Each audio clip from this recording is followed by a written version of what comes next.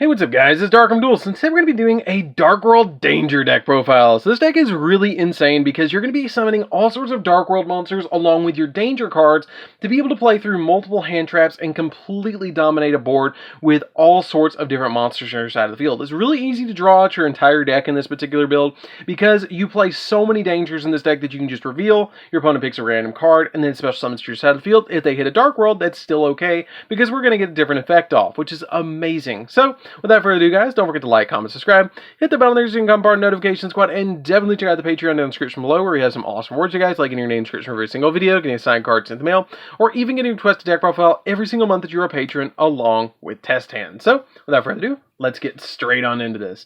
So first off, we're going to be playing 3 copies of Dragon Lord of the Underworld, or Dark World.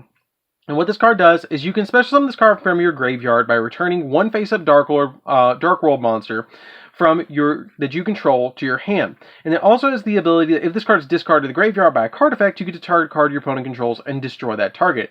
Then this card was discarded from your hand to your graveyard by an opponent's card effect, you get to look at one random card in your opponent's hand, and then if it was a monster, you can special summon it to your side of the field, which is really insane. You'll be able to just grab a card out of your opponent's hand and be able to put it on your side of the field.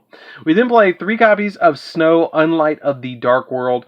What this card does is, if this card is discarded to the graveyard by a card effect, it has the ability that it lets you add a Dark World card from your deck to your hand. And if it's discarded to the graveyard by an opponent's card effect, then you can target one monster in your opponent's graveyard and special summon that target, if any, in face-up defense position. Now, the Dark Worlds, I have to say, are probably, they need to reprint them so they can actually, word them correctly, because, the effect reads that if this card is discarded to the graveyard, and then colon, and if this card is discarded from your hand to the graveyard by an opponent's card effect, semi or comma, and then it makes it really weird to actually read for new players to actually pick apart what this does. But in a nutshell, if it's discarded from your hand by your card effect to the graveyard, then you get to add a Dark World card from your deck to your hand. And if it's discarded to the graveyard by an opponent's card effect, then you get to target a card in your opponent's graveyard and then special summon it in defense position to your side of the field, which is pretty good. We then play 2 copies of Beige Vanguard of the Dark World. Vanguard of the Dark World, or Beige, is really cool because if this card is discarded to the graveyard by a card effect, then you get to special summon it from the graveyard. We then play 3 copies of Brow, the Hunter of the Dark World. This card is, or Huntsman of the Dark World. This card is really good because if it's discarded to the graveyard by a card effect, you get to draw a card plus another card if it was discarded from your hand to the graveyard by an opponent's card effect, so you get to draw 2. If it's discarded by your opponent's card effect, you get to draw 1 if it's discarded by your card effect. So it's really, really good to be able to just grab extra cards out of the deck. Now, something really interesting I will mention to you guys. All of the Dark Worlds are actually based on color. That's what they're based on. Brow is brown, Beige is the color beige, and then Snow is white, and then Graph is graphite. So that's really cool that they're actually based on different colors. We then play 3 copies of Danger Bigfoot. So we're going to do a quick upkeep thing. Basically, if you guys don't know what Dangers do, all Dangers have the ability that you can reveal them in your hand, and then your opponent randomly chooses one from your entire hand. Then you discard the chosen card. Then, if the discarded card was not the particular danger that you revealed, you special summon that particular danger monster from your hand, and you get to draw a card. However, if the danger is discarded to the graveyard, you get a different effect. So we're only going to go through the different effects. All the dangers share that original effect of reveal. If it's not the danger that you revealed, you special summon it, and then you draw a card. But this particular danger has the ability that if this card is discarded, then you get to target one face-up card your opponent controls and destroy it. Keyword, if this card is discarded for any reason. Then, we play a single copy of Danger Thunderbird. If this card is discarded, then you get to target a set card your opponent controls and destroy it. We play a single copy of Danger Ogopogo. Ogopogo I really like in this deck because it lets you Foolish Burial a danger from your deck to your graveyard, which is pretty good to be able to just ditch any danger that you particularly need to the graveyard. 1 copy of Danger Nessie. Danger Nessie lets you add a danger from your deck to your hand, which is really cool to be able to just search any danger. It's actually limited to 1 because of that. 3 copies of Danger Mothman, which is arguably the best one now that your copies of Nessie, Jackalope, and Tatsunoko all got limited. But this card's really good because it lets you reveal it in your hand, and then if you special summon it to your side of the field, both players draw a card, and then both players discard a card, which is arguably the best effect in this particular deck. One copy of Chupacabra. If Chupacabra is discarded, then you get to special summon a danger from your graveyard in defense position. One copy of Tatsunoko, or Sukanoko, or whatever it is, the snake, Danger Noodle. What this card does is if it's discarded, then you special summon it. That's all it does. We then play a single copy of Jackalope. Jackalope is really good too because it lets you special summon a danger from your deck, which is amazing to be able to special summon a particular danger from your deck. That's really, really powerful because you can special summon it as something as big as a Bigfoot, which is really amazing. But the only downside to it is it special summons in defense position, which is why I play Ogopogo, because I usually special summon it out of the deck off your copy of Jackalope because it special summons it in defense position, which makes it a big body on your side of the field. So that's it for the monsters, guys. Let's get into the spells. So for the spells, we're going to be playing the single most powerful card in this entire deck, and that is a single copy of Card Destruction. This card is insane. It triggers all your copies of your Dark Worlds that you discard, which is amazing. And it's just an amazing card to refill your hand and trigger all your Dark Worlds to get so many card advantage pluses in this deck. This deck was actually the reason that this card got banned originally, and now it's at 1 again because this deck kind of like fell to the wayside a little bit. But I think this deck could still be a really good Tier 2 contender. We play a single copy of Pot of Avarice because we burn through the deck so fast. This card's really good to be able to like recoup some of your copies of your dangers, put them back in the deck, and then be able to use them all over again. 3 copies of Drag Down into the Grave. I love this card actually still in this deck because it gives you knowledge of looking at your opponent's hand, and then you get to discard a card, which is really good. I like that ability to be able to look at the opponent's hand, ditch a card, and then they get to look at my hand, ditch a card, which is just super nice to be able to just do that and be able to kind of get a little bit of knowledge of what they have before you really go off on this deck.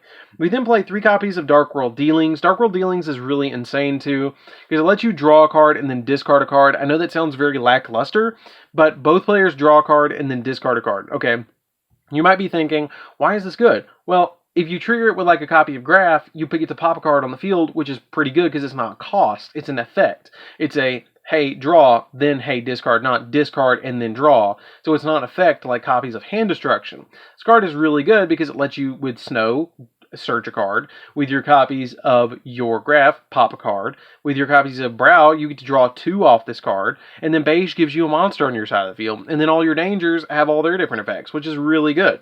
We then play 3 copies of Allure of Darkness. Allure of Darkness just is basically the entire deck is dark, so you might as well play Allure to be able to draw additional cards in the deck. I mean, everything you play is draw cards.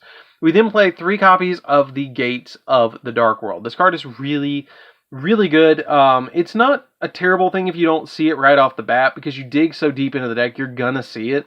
But all fiends gain 300 attack, and then once per turn, you can banish a fiend from your graveyard, discard a fiend from your hand, and then you get to draw a card. So basically it's like, just get rid of any card in your graveyard that you don't need, and then discard a fiend, which is probably going to trigger the effect, and then you're going to get to draw a card. So the actual cost of this card is to banish the fiend. So it's not to discard the card, so it doesn't count as cost to discard, so you do get the additional draw, which is pretty cool. And you get the effects of your Dark World. So that's it for the spells, guys. Let's get into the traps. So for the traps, we're playing a single copy of Dark World Brainwashing and 3 copies of Eradicator Epidemic Virus. This card is absolutely insane in this deck because it gets you so much knowledge, being able to like look at cards on your opponent's side of the field, hit all the spells and traps, and so all you have to deal with is the monsters at that point. This card is really good. I love this card. You distribute a dark monster with 2,500 more attack, declare 1 card, type spell trap or spell or trap, and then you check all cards in your opponent's hand, all spells and traps they control,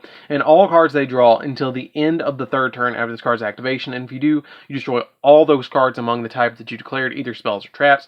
And the Dark World Brainwashing helps you trigger the second effects of your Dark World cards, because it has the ability that when an opponent's monster activates its effect, if you have 3 or more cards in your hand, except during the damage step, you can target a Dark World monster on the field, return it to your hand, and if you do, the activated effect of the opponent's monster becomes discard 1 card from your opponent, 1 random card from your opponent's hand. Yes, they do get to pick from the 4 that you have at random, but it's totally okay because you're probably going to have a couple of Dark Worlds in your hand to trigger this effect. I still think it's a good one of. I probably wouldn't play it in any more than 1 though. So that's it for the traps, guys. Let's get into the extra deck.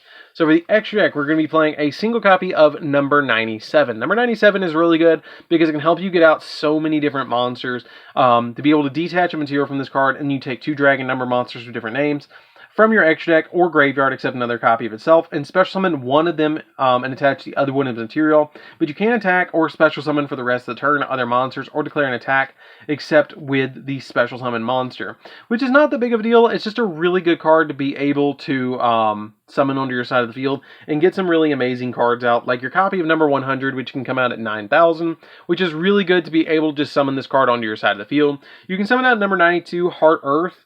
Heart Earth is really good in this deck too, because it can help you get so much different advantage on your side of the field to be able to dig through the deck, or not be able to dig through the deck, but be able to make your opponent take battle damage, which is just an amazing effect overall to give your opponent this big headache that they have to deal with on their side of the field. We then play a single copy of Dingirsu. Dingirsu is really good in this deck too, because it has an amazing effect to be able to send a card on your opponent's side of the field to the graveyard if you summon this card, which is just an overall amazing effect to be able to just deal with your opponent's cards as quickly as possible, and it doesn't target. We then play a single copy of number 38, Hope Harboring Dragon Titanic Galaxy, because it can negate spells or traps. This card is very pivotal to play in this deck, to be able to just negate spells and traps. One copy of Time Thief Redoer. Redoer is really good because it can help you take an opponent's card off the top of their deck, which can be a really pivotal card to be able to either, if you detach material from this card, depending on the card you detach, if you detach a monster, you banish card until the next end phase. You detach a spell, you draw a card, and then if you detach a trap, you place one card, face-up card, and your opponent controls on the top of their deck, which is really good to be able to compulse a card. Abyss Dweller as well. Abyss Dweller is really good to be able to just deal with cards on your opponent's side, in your opponent's graveyard to lock down the graveyard. It's just an overall really good effect. One copy of number 60. Number 60 just doubles the attack of a monster. It's also a fiend, and it can let you draw 2 and then discard 1. Levineer the Sea Dragon. Levineer the Sea Dragon is really good too because it helps you out a lot to be able to grab cards as quickly as possible that have been banished off your copies of like your gates, and it's just a good one-of to play in this deck. Then we play for the Link monsters. We're playing a single copy of Access Code Talker just to be able to pop additional cards on the field. Appaloosa to be able to negate monster effects, really good card. Unicorn to be able to spin stuff. Phoenix to be able to pop spells and traps. Cerberus to be able to pop monsters, and a single copy of IP Masquerena, because Masquerena is overall a really amazing card to be able to go into Appaloosa very easily. So that's it for the deck, guys. I hope you did enjoy it. It's a really fun deck to play around with. I highly recommend that you guys give this deck a try. It's super fun to play around with, and I really think that this deck could be a tier 2 contender, especially with all the dangers running around in it. It just makes this deck really fun to play around with, and I really enjoy actually playing around with Dark World Danger still. So anyways, guys, this is DarkArmedDuelist. Don't forget to like, comment, subscribe, hit the bell next so you can become part of the notification squad, and definitely tell me if you think this deck down in the comments down below, and we'll see you guys in the next video. See you later, guys.